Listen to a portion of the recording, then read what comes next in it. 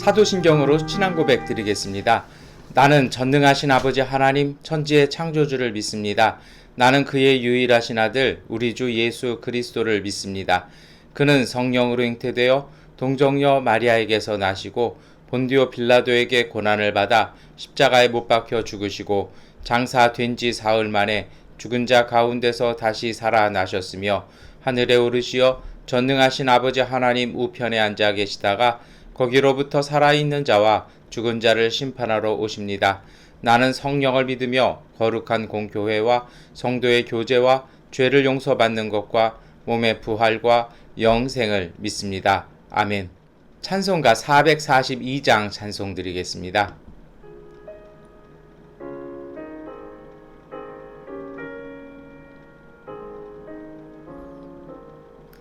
저 장미꽃 위에 이 솔 아직 맺혀 있는 그때에 위에 원원이 소리 돌리니 좀 성분명하다.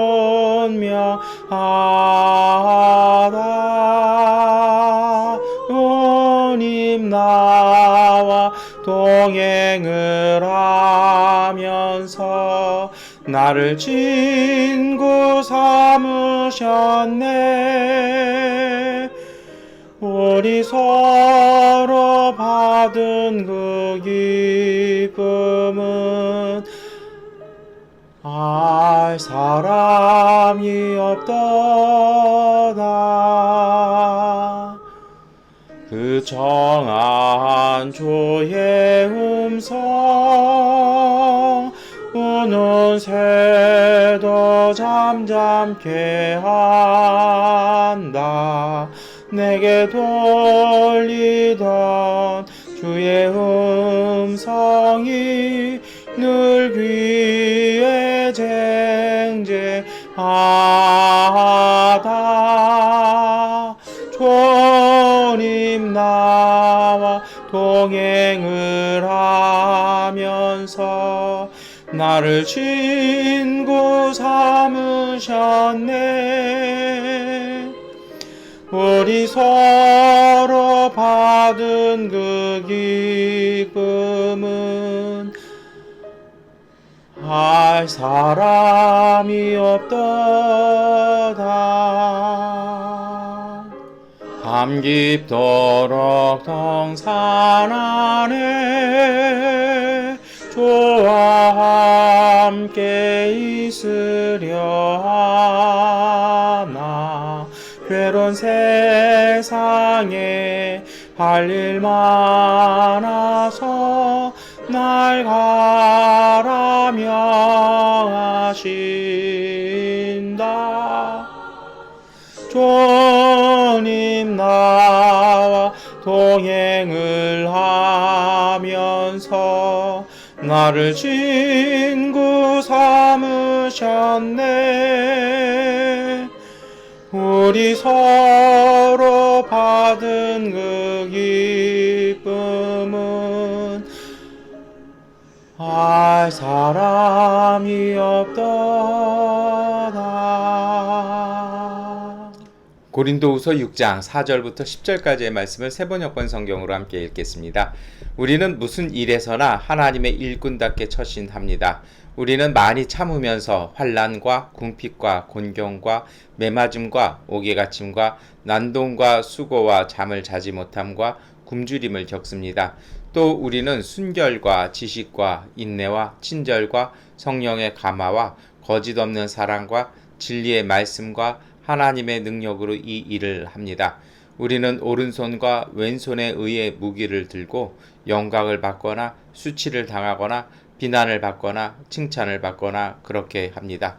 우리는 속이는 사람 같으나 진실하고 이름 없는 사람 같으나 유명하고 죽는 사람 같으나 보십시오 살아 있습니다. 징벌을 받는 사람 같으나 죽임을 당하는 데까지는 이르지 않고 근심하는 사람 같으나 항상 기뻐하고 가난한 사람 같으나 많은 사람을 부유하게 하고 아무것도 가지지 않은 사람 같으나 모든 것을 가진 사람입니다. 아멘. 네, 오늘 아침 고린도후서 우리 6장 4절부터 10절의 말씀을 이 금요일 아침에 이렇게 함께 읽었습니다. 오늘 말씀은 이게 사도 바울이 이제 그 자기의 정말 이거는 절절한 고백 같아요. 오늘 우리가 사는 세상에서는 사도 바울하면 사실은 뭐 하나님의 말씀에 관해서는 최고의 권위를 이렇게 갖지 않습니까? 좀 솔직히 우리는 베드로보다는 이 사도 바울에 조금 더 이렇게 친근함을 느끼기도 하고요. 뭔가 권위를 느끼기도 합니다. 우리에겐 그랬던 사도 바울이요. 어느 정도인 줄 아세요? 이 주일 예배 설교에 거의 모든 교회가 그래요. 사도 바울이 빠질 때가 거의 없다라는 것입니다. 저도 그렇거든요. 저도 말씀 준비하다 이렇게 제 원고들, 옛날 원고들 이렇게 봤더니요. 검색해 보니까 사도 바울이 꼭 한 번은 나오더라고요. 이제 그 정도로 비중 있는 그 사도였죠. 그런데 우리 시대에는 이런데요. 그 시대에는, 바울의 시대는 그렇지 않았습니다. 이 사람이요. 그때는 얼마나 푸대접받고 얼마나 사람들한테 무시당하고 공격당했는지 모릅니다. 이유는 이제 두 가지죠. 하나는 뭐냐면 예전에 교회를 핍박했다라는 것, 그리고 두 번째로는 무엇입니까? 예수님께서 이 공생의 사역할 때 불러내신 사도가 아니라는 것. 이것 때문에 이제 하죠. 근데 이 바울이 또 역설적인 건 뭐냐면 본인이 이제 사도로 이렇게 주장을 하잖아요. 왜냐하면 그렇게 부름 받았으니까요. 근데 그 근거가 뭔지 아십니까? 이방으로 보내진 이방인을 위한 사도였다라는 것입니다. 그러니 이게 유대인들 입장에서 얼마나 이 말도 안 되는 일일까요? 하나님이 언제 이방인에게 뭐 복음을 전하라고 했냐? 뭐 이렇게 하면서 교회 내에서도 참 많은 문제가 있었던 사람이었습니다. 정말 힘들었던 것 같아요. 그래서 오늘 말씀에는 그러한 이야기들이 쭉 나오지 않습니까? 정말 많이 맞았고 환난, 궁핍, 곤경, 매맞음, 옥외갇힘, 난동도 당했고 수고, 잠도 못 자고 굶었고 쭉 이런 어려움이 있어요. 근데 바울이요 오늘 우리에게 그렇게 고백을 하고 있어요. 그리고 그러한 바울의 고백을 하나님께서는 우리에게 주님의 말씀으로 우리에게 주십니다. 어떤 내용입니까? 그렇게 어렵고 고되는 상황, 사실 이 정도면 할만했을까요? 그러지 않았던 것 같아요. 뭐 나중에 문제 뭐 기회가 되면 말씀을 드리겠습니다만 바울의 선교 여행이 그렇게 쉽지 않았어요. 가장 힘든 것 중에 하나는 이 시대에 이제 그 각 교회에서 써주는 초대장을 가져가면 이렇게 전도할 수 있도록 이렇게 숙식을 다 제공받았어요. 그리고 경비도 받았는데 바울은 그걸 하지 않았어요. 그래서 곳곳에서 그런 얘기하지 않습니까? 근데 저는 아마도 그것이 교회에서 이렇게 인정을 못 받았기 때문에 그런 것 같기도 해요. 그런데 그런 와중에 이제 같이 데리고 나갔던 마가가 중간에 탈락을 합니다. 그리고 너무 힘드니까 도무지 못하겠다라는 것이죠. 그렇게 하고 나서는 그 다음 전도 여행을 떠날 때 이 마가가 또 가겠다고 하니까 자기에게는 그 정말 스승 같았던, 그리고 정말 좋은 선배였고 좋은 격려자였고 좋은 스승이었던 이 신라하고 대판 싸워서 헤어지기까지 합니다. 이게 무슨 얘기냐면요.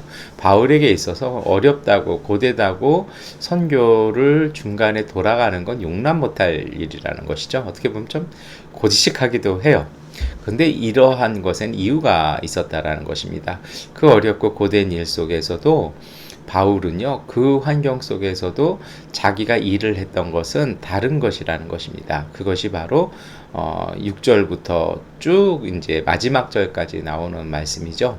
상황이 어려워요. 그런데 그런 상황 속에서 바울이 그 모든 것을 했던, 특히 바울의 일하는 방식이 무엇이었냐라는 것입니다. 우리 먼저 그 6절과 7절 말씀 함께 읽어보겠습니다. 또 우리는 순결과 지식과 인내와 친절과 성령의 감화와 거짓 없는 사랑과 진리의 말씀과 하나님의 능력으로 이 일을 합니다. 상반절까지만 읽었는데요. 어렵지만, 고되지만, 힘들지만, 그리고 공격도 많이 당하고 서운한 것도 많지만 바울은 한결같았다라는 것입니다. 그것이 무엇입니까? 순결, 곧 하나님 앞에서의 솔직한 성품입니다. 그리고 지식, 하나님과 세상에 대한 그 예수 그리스도의 진리에 입각한 지식으로 그 모든 것들을 이해하고 받아들였다라는 것입니다. 하나님 앞에서 솔직하고 그리고 세상을 바라는 눈이 지혜가 있고 진리가 있으니 그는요 인내할 수 있었고요. 인내하니 누군가를 받아들일 수 있고 누군가를 도와줄 수 있는 친절이 있었다라는 것입니다. 이러한 사람 가운데 임재하는 하나님의 성품이 있죠. 그것이 바로 성령의 감화입니다. 어제도 그 말씀을 제가 드렸잖아요. 진짜 권위는요, 막 이렇게 말을 어렵게 하고 힘들게 하고 뭐 사람들 쭉 늘어세우고 그 요즘 한국이나 뭐 전 세계 보면 그 대통령 후보들 나와서 이렇게 보면 뒤에들 이렇게 쭉 서 계시는 병풍들 계시잖아요. 보고 있으면 참 씁쓸해요. 왜 저러고 계시나라는 안타까운 생각이 참 드는데요. 근데 여러분, 그 권위는 그렇게 한다고 이게 자기 지지 세력을 과시하려고 이렇게 하는 거거든요. 진짜 그건 아니고요. 참된 권위는 하나님의 임재에서 나옵니다. 그것이 바로 성령의 감화입니다. 그러한 것들 속에서 이어지는 것이 있죠. 하나님 사랑이시잖아요. 그러니 거짓 없는 사랑, 그리고 하나님이 임재하시니 하나님의 진리의 말씀, 그리고 말씀이 곧 능력이고 사건이잖아요. 그것으로 일을 한다라는 한결같은 그 자세를 일관합니다. 이 본문을 저는 묵상하면서 창세기에 나오는 요셉이 딱 생각났습니다. 요셉은 참 일관됐던 것 같아요. 아버지의 삶에 있을 때도 뭐 미움도 받고 좀 철없이 꿈 얘기도 하는 사람이었습니다만 보디발의 노예로 있을 때나 그 감옥에 갇혀서 죄수로서 오랫동안 살 때 저는 그렇게 생각해요. 노예면 노예처럼 사는 거죠. 그냥 주인 무서워하고 어떻게 하면 조금 더 먹고 어떻게 하면 조금 더 쉴 수 있을까? 그리고 뭐 이제 무서운 얘기들만 발발발 떨고 그리고 무서운 척하고 이게 죄수잖아요. 채찍과 빵 사이에서 종속되어 있는 게 죄수잖아요. 노예잖아요. 근데 죄수도 마찬가지잖아요. 간수의 어떤 그런 것들, 모든 것이 자유를 빼앗겨서 누가 시키는 대로 해야 되고 내 몸조차도 움직이지도 못하는 뭐 노예나 죄수나 뭐 비슷할 것 같아요. 다만 노예는 불운해서 된 거라면 죄수는 명예조차 없는 자리인 거죠. 근데 문제는요, 그러한 속에 요셉은 당당했다라는 거예요. 비록 노예였지만 그는요 정말 자기 아버지의 일을 하는 것처럼 성실하고 최선을 다했다라는 것입니다. 그렇게 성실하고 최선을 다한 사람에게 주어지는 은사가 지혜입니다. 정말 열심히 일을 하다 보니까 그 일에 대한 전문가가 되는 거죠. 조금 더 이 일을 빨리 해보고 잘해보고 싶어요. 그게 어떻게 하는 것입니까? 어떻게 하면 잘할 수 있지? 생각하고 방법을 만들어내지 않습니까? 그러니 이 일이 잘 될 수밖에 없는 것이죠. 이것이 소위 말하는 하나님의 지혜죠. 왜요? 그렇게 그 노예지만 그렇게 일을 하려고 하는 마음 자세, 그것 자체가 곧 하나님의 성품이고 하나님이 주시는 평화와 자유를 누리고 있기 때문에 생겨지는 하나님의 선물입니다. 감옥에 갇혀서도 마찬가지입니다. 죄수는 그 여러 가지 많이 시키잖아요. 뭐 이집트 감옥에서 그런 걸 시켰는지는 솔직히 잘 모르겠습니다. 왜냐하면 이게 감옥마다 이게 조금씩 다 틀리잖아요. 그런데 중요한 거는 요셉은 하는 일 자체가 달랐다라는 거예요. 그리고 간수들이 그 요셉에게 일을 시키면 자기들이 하는 것보다 너무 잘하니까 아예 그 감옥 안에 있는 모든 재반 살림을 다 요셉에게 맡겼다라는 거죠. 그 얘기는 뭐냐면 요셉이 죄수이지만 간수들의 일도 돕고 그리고 자기 집안의 일처럼 그 모든 것들을 열심으로 했다라는 것이죠. 그랬더니 그에게 뭐가 있는 것입니까? 역시 지혜가 있고 꿈을 해몽할 줄 아는, 다시 말해서 그 사람의 마음이나 상태를 읽어내고 거기에 맞는 적절한 조언을 해줄 수 있는 지혜를 갖췄다라는 것입니다. 한국에서는 꿈 해몽 하면은 좀 그 무당 같은 거 이렇게 뭐 점 보는 거 이런 거 자꾸 생각하시거든요.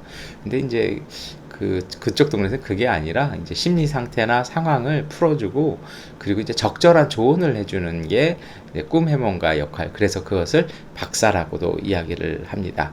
이 요셉은 그렇겠다라는 것이죠. 그리고 뭐 그러한 것을 넘어서 나중에는 파라오 앞에 가서는 그의 걱정거리를 풀어주고요. 그 꿈을 가지고 정책을 만들어내는 사람이 됩니다. 이 뭔가 이렇게 좀 선을 넘어가잖아요. 이 노예면 노예답게 벌벌 떨고 죄수면 죄수답게 도망갈 궁리를 해야 되는데 이 아니라는 거예요. 여러분 이것이 사실은 저는 사도 바울과 요셉 사이 흐르는 신앙인의 일관된 삶의 자세라고 생각을 합니다. 어느 곳 어떤 자리 속에서 그것이 힘들고 어렵지만 그 과정을 보는 것이 아니고요. 그렇다고 해서 또 결과를 보는 것도 아니에요.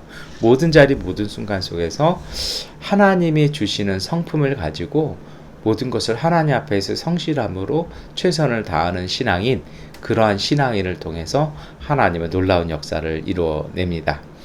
8절을 보면요, 뭐 영광을 받을 수도 있고 수치도 받고 비난도 받고 칭찬도 받고 그렇게 뭐 이런 일 저런 일 다 겪는다라는 거죠. 그리고 때로는 뭐 거짓말하는 사람처럼도 들리고요. 그러나 여기서부터 나오죠. 자기 진실하다라는 것입니다. 마음을 쏟아놨다는 것이죠. 그리고서 9절부터 어떻게 나옵니까?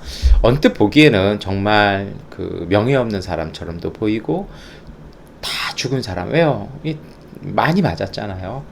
그리고 때로는 뭐 벌 받는 것도 해서 죽는 사람처럼 보이지만 그러나 아니라는 것입니다. 그 이면 속에서 하나님의 되살리시는 부활의 은총이 삶 한가운데 있었다라는 것입니다. 요셉 죄수였던 그리고 노예였던 그리고 범죄자 누명을 썼던 이 요셉이 정말 총리가 되듯이 그리고 사도 바울이 이처럼 그 당시에 멸시당하고 무시당하고 뭐 이랬던 것처럼 그러나 그럼에도 불구하고 하나님이 그 이면 속에서 놀라운 일들을 이뤄내면서 그들을 통해서 하나님의 놀라운 역사를 이루셨던 것처럼 그러한 삶을 살아가는 사람들에게 하나님께서는요 놀라운 반전을 준비시키신다라는 것입니다. 그리고 그것이 진짜라는 것입니다. 여러분 그 한번 검색 한번 해보세요. 그 벼락부자 된 사람들 있잖아요. 갑자기 유명하거나 출세한 사람들. 별로 저는 행복해 보이진 않아요. 여러분 오늘 우리가요 우리의 삶 속에서 다시 한번 잘 우리 생각을 해봐야 될 것 같습니다. 우리는 자주 결과도 생각하고 과정도 생각합니다. 그래서 뭐 어떤 분들 그런 얘기들을 해요. 뭐 기독교 삶의 정신은 결과를 보고 과정을 참아야 되는 것이다. 인내해야 된다. 이런 얘기죠. 또 어떤 분들 뭐라 얘기합니까?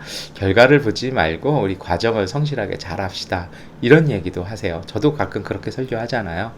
그런데 그렇게 설교하다 보니까 제가 깨달아가는 게 하나 있습니다. 그것은 무엇이냐면요. 결과도 그렇고 과정도 똑같습니다. 정말 중요한 건 자세입니다. 어떠한 자리든 어떠한 상황이든 정말 이 사도 바울이 오늘 우리에게 보여주었던 그 6절부터 7절에 나오는 그 자세요. 우리가 같이 읽었었잖아요. 이 마음과 이 자세로 한결같았으면 좋겠습니다. 어제도 이번 주간에 그런 말씀 자주 드렸어요. 뭔가 우리의 마음속이나 삶 속에 채워야 된다고요. 이 6절과 7절의 말씀을 우리의 삶에 채웠으면 좋겠습니다. 이러한 자세, 다시 말하면 하나님과 동행하는 자세, 정말 중요합니다. 많은 분들이 그렇습니다. 우리는 요셉처럼 어떻게 해야 합니까? 바울처럼 어떻게 해야 합니까? 이게 진짜 할 수 있을까요? 근데 여러분 그런 질문들 많아요. 근데 할 수 없을까요? 라는 질문 말고요. 해보시는 거예요. 어떻게 해요? 6절 7절 말씀 잘 음미해 보세요. 이거 어렵지 않잖아요. 솔직히 저도 잘 못합니다. 근데 우리가 위로받는 사실 하나가 있잖아요. 하나님 앞에서 인간은 완전하지 못합니다. 그러나 하나님은요, 우리가 노력하고 실천할 때 성령께서 우리를 도우시고 우리를 온전하게 이끌어 주십니다.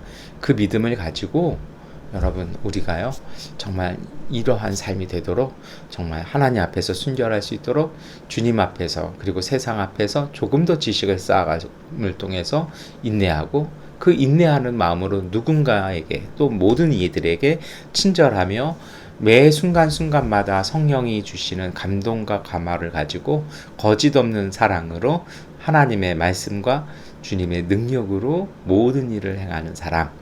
그래서 좀 조용하지만 한결같은 사람.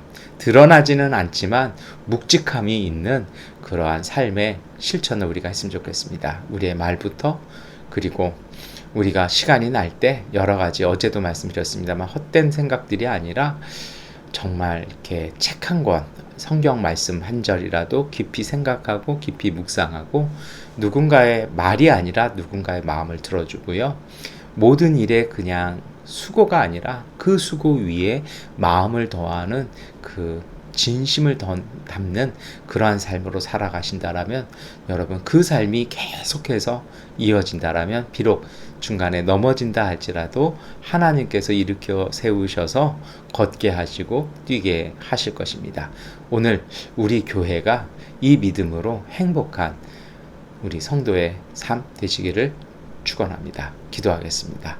전능하신 아버지 하나님, 오늘 우리 가운데 한결같은 마음을 주시고 하나님 진실한 마음 주시고 하나님 정말 하나님 주시는 은혜들을 마음에 가득 담게 하여 주시옵소서. 세상에 덧없는 욕심과 감정과 상황이 아니라 주님 뱃속에서부터 넘쳐나는 생수의 강을 가득 채우게 하여 주셔서 우리에게 넘쳐나는 이 은총으로 세상을 복되고 기쁘게 하여 주옵소서. 예수 그리스도의 이름으로 기도드립니다. 아멘. 하나님께 기도하는 시간 갖도록 하겠습니다.